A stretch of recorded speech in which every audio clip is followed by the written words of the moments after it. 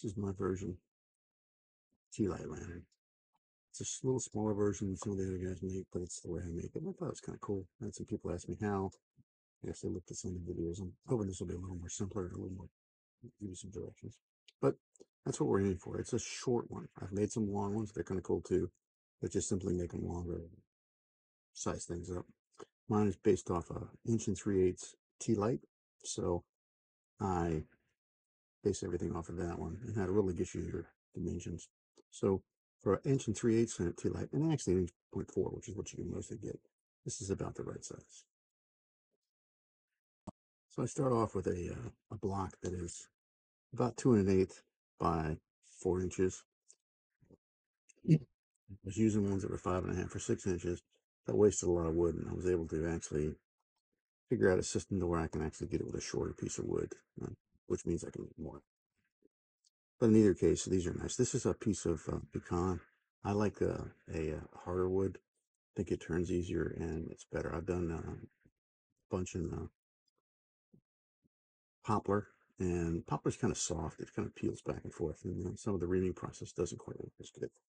So the first thing you start off with is a square block. You want it square, 2 1/8 by 2 1/8, or whatever, somewhere like that neighborhood. And then find the centers of it, just like you normally would with any end block. Just go corner to corner, and you've got the center of your block, and you do it on both ends, of course. Let's do the other end real quick. It's not hard.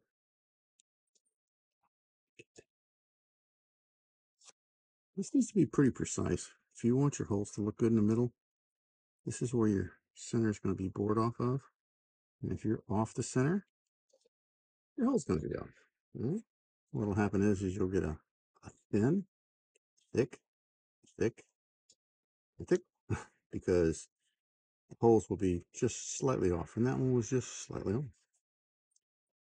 Now on the sides to lay out, so I want to lay out this line and that line is really what I want to lay out. So this is 3/4 of an inch, and that is 1 1/2 inches. And all I do is I set up with a square, mark a line on all 4 sides, connect the dots, and then I come up here to this dimension, which is 2 1/4. Okay, so go up to 2 1/4, and I mark those, and I go all the way around. Mark. Okay. Now once I've got those marked, now I can find my centers here. Now you could find the center of the block, but I found that this is the easier the way, because sometimes my block are not quite the same. But I can make the centers all the same if I do this process. The centers will line up in the middle of the universe, as it were. Okay. There. Now we know where the center is, and you're just going to repeat that on all 4 sides. Come back and mark the centers, and I like to do it with a ball. Get on the center as I can, and then I want to tap it deep. All that's going to go away, so it really doesn't matter. The deeper, the better for me. All right. I'm going to line these up in my lathe, and when I line them up in my lathe, I like to be able to find something. These deep little centers right here are easier to find on the drill press or on the lathe. The next thing that I do is I put it in a block, and set the depth about that deep. It's kind of funny. I just don't want to. I don't need to go all the way through. I need to go deep enough to get into the 1 3/8 hole. So this is where those little dimples come in. Now find the centers. Now I've got to set of those centers.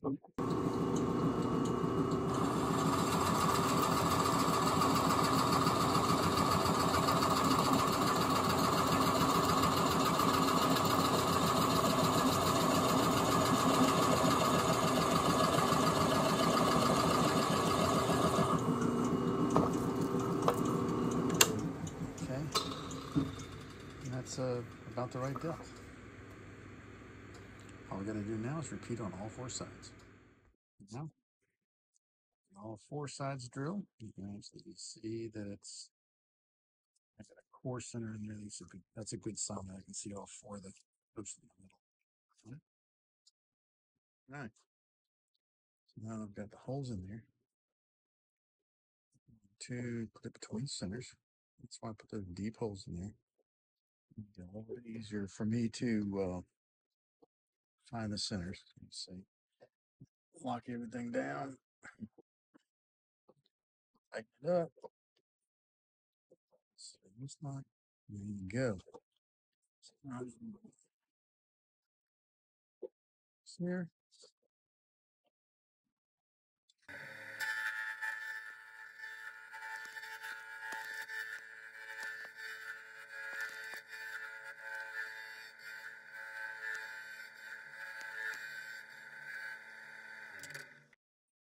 And now I'm going to put a 10 on this end.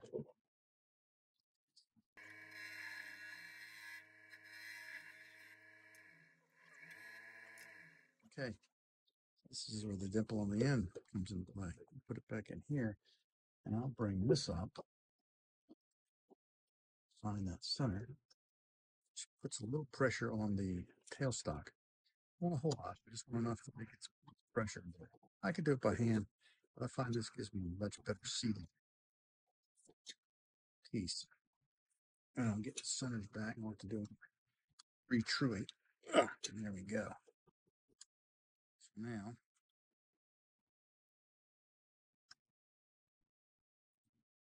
consider it.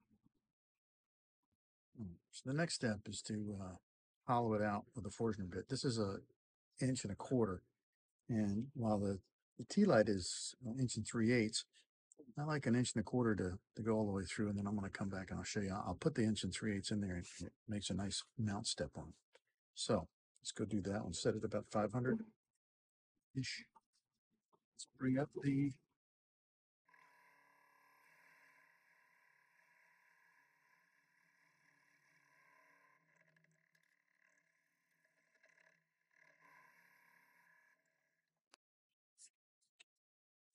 So I've got it up in here just enough to, doesn't have to go very deep. It can go deep, but not very deep. Right? Now that I've got it hollowed all the way through, I'm going to come back. So now we're going to take the Forstner bit and we're going to go up to about right there. Is where we want to go. So pretty much set, but doesn't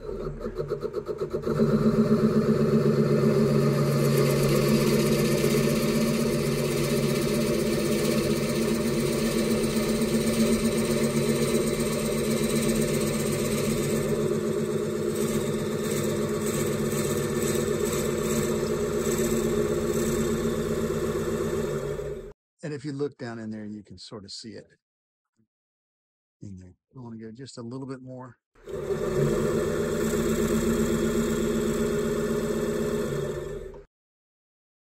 And I think that's about right. Okay. So now I've got that pulled out.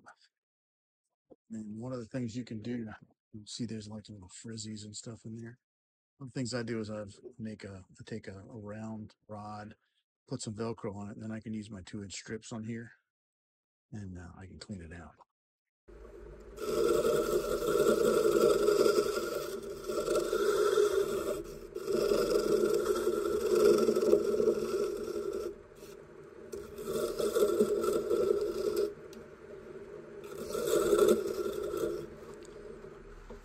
I can go back in if I want with just simply pull off the two and put on one that's smoother.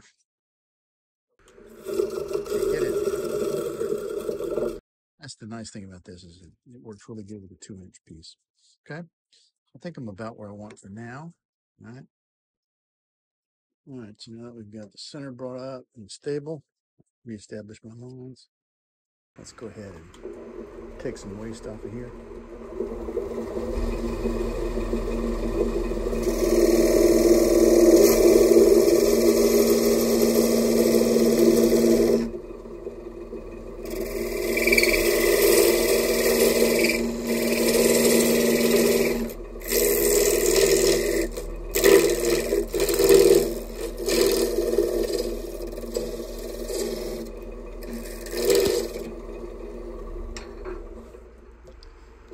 And to me, that's about right. I don't want to get too tight. So now I'll take a Just a squirt off scraper. Smooth it out a little bit. Kind of like the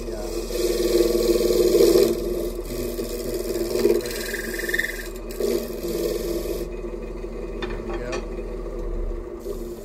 Now I've got my centerpiece the way I want it. It's a little off, but it's okay. By and large, I got close to the center. The better these things line up width-wise, that means you got the centers correct. Otherwise, they'll thin out a little bit. See, that one's a little thinner than that one, but no one will ever know but you. Okay, so I got that about where I want it. Now, this side's going to be the base, so what I'm going to do is just take the middle down, leave me a lump on each end, and put a bead right there, because that's a simple design to do. All right. Clean that up a little bit.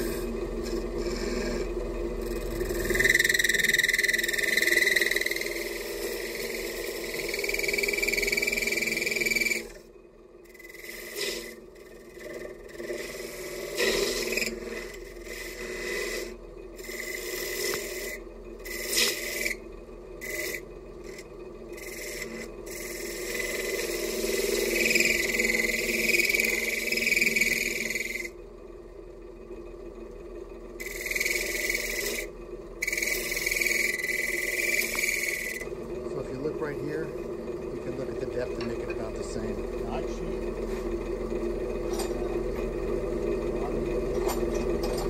I cheat a little bit. I have some D-way beading tools, so I just go ahead and use those to round them over.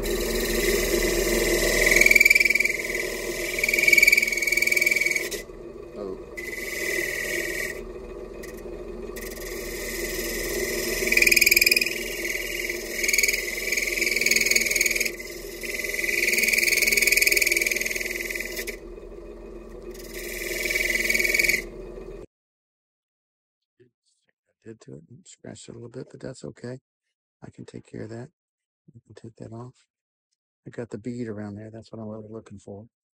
So now I can come back and just smooth this a little bit.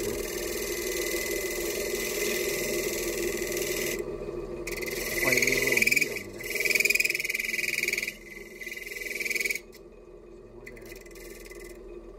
I might come back and clean it up a little bit, back and forth.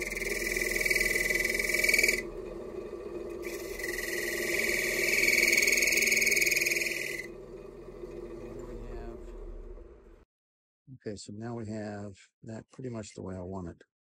All right, so we'll do a little sanding off camera. All right, so I've done some sanding off camera, clean things out. It's pretty much the way I want it. All right, I'm going to deal with the roof and here to the base. So one of the things I like to do down here is I like to do a little knurling. I put that right in the center of the knurling. Bring the knurling up like that. Take it down to about 5. Let's do some knurling.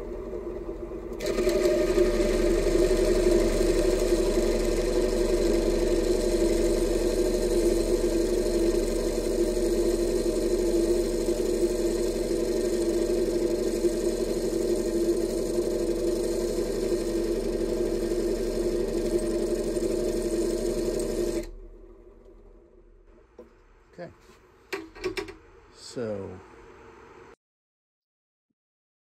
it's kind of like the knurling effect, the pattern right there.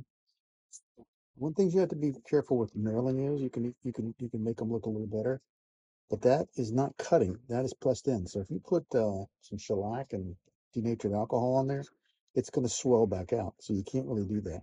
If you do this kind of stuff, you just have to seal it with light coat and let it dry so it doesn't get wet. Because if it will, this will go away because it's a dent. It's not a cut. Okay. So the other thing you can do is you could leave it that way. If I had a bigger one, which I don't, I would have done a bigger one across the piece, but I don't. So what I do is I'll bring it up and put an edge on it a little bit there. Like that. I've got a little decorative band in there. It just makes it stand out a little bit. It really is a whole lot. Light sanding, not a whole lot. Take the edge off of it. There we go. Now, I want to come over here, down a little bit. I want to take this waste away.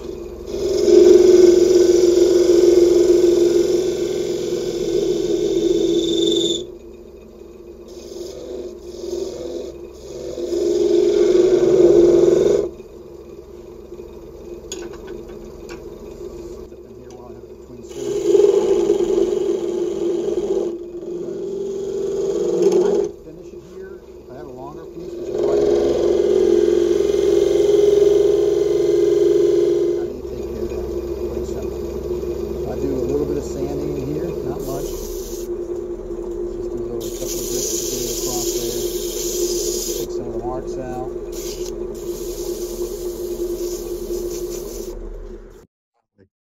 Toss that up anyway, but I want to get it quasi smooth. So now I've pretty much got the piece 90% done. Right? And what I'm going to do next is I'm going to get the top done. Okay. So I could, like I said, if I had a longer piece, I could do it there, but this way allows me to use a shorter piece. And that's why I use a jam chuck. So I made a jam chuck for it. Let me show you what that. And all the jam chuck really does is it goes into here and it just jams on it. It's a little loose. Okay. So I'm going to show you what I'm going to do to fix that. Blue tape. I put one, might need two, but we'll see. So I do a little different. I could put that back in the lathe, but what I do is I drill a hole in the center and I put an insert, and I have this tool here I got from D-Way. I think you could use the same thing. You could use a Niles bottle stopper, the same. And I screw this on. I use this technique for a lot of things because metal is better to get back to center than wood is. Wood moves. So now I put this on here.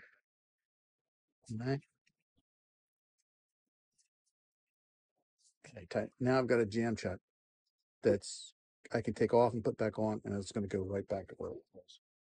Let's move this over this way a little bit. Let's put this in here. And now, so now I've got a jam chucked on. Turns pretty smooth. And even if it doesn't, you're only working on the top, so it really doesn't matter. You've finished all this down here. Now all you're going to do is do the top part of it. Okay? So we're going to get us this back in play here. And if you're on a jam chuck, you always try and turn it that way. Why would I do that way? I'm always putting pressure towards solution. All right. A little more speed.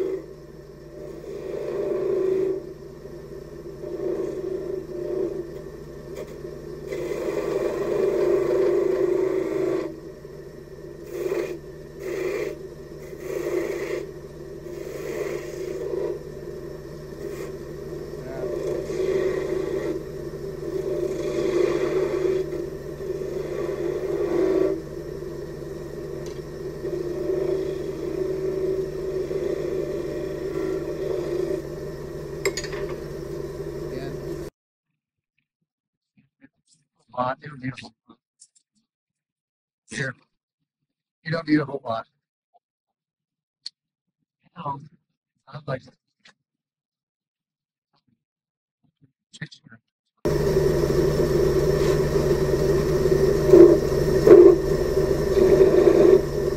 Slow it down some here. Texturing needs to be slow, not fast.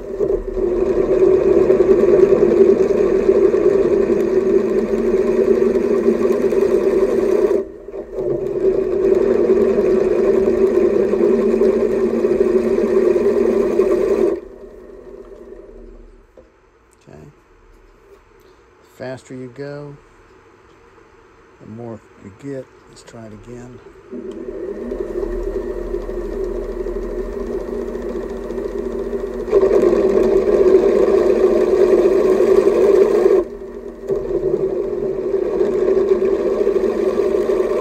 Just dragging it across there. All I'm really trying to get is a texture on there. I could do it several ways. I kind of like that little texture. Looks good. All right, so now I can bring it back around here. Let's clean up the edge.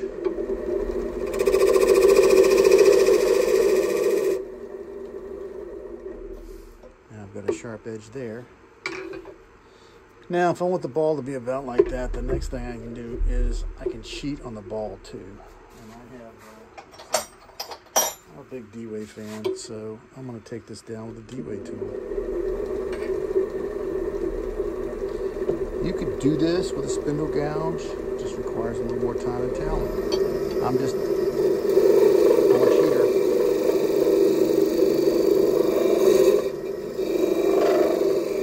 Although, in order to get there, what I want to do, I want to make this ball a little smaller than what it is.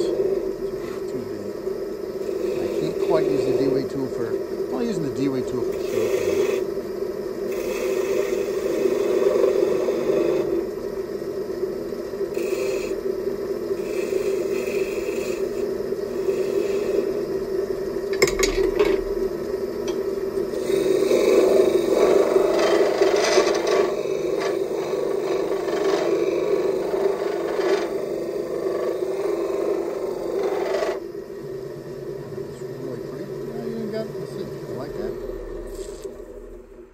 Yeah, I kind of like that little bead up in there too. It's kind of cool. I can take it out. All right, so I'm now up into here again with a slight bit of sandpaper.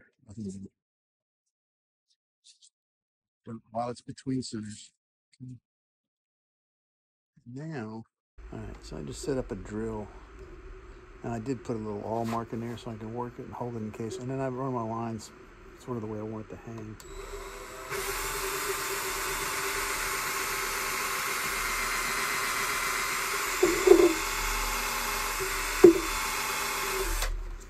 And there we go.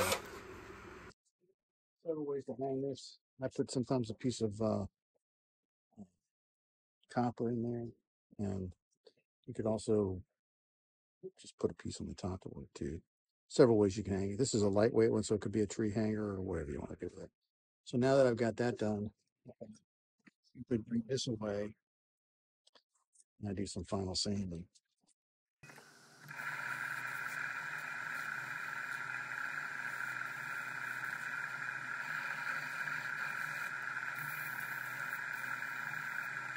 Right.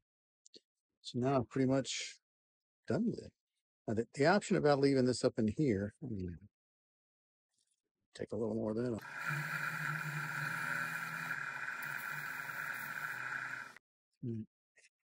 So I'm really almost done.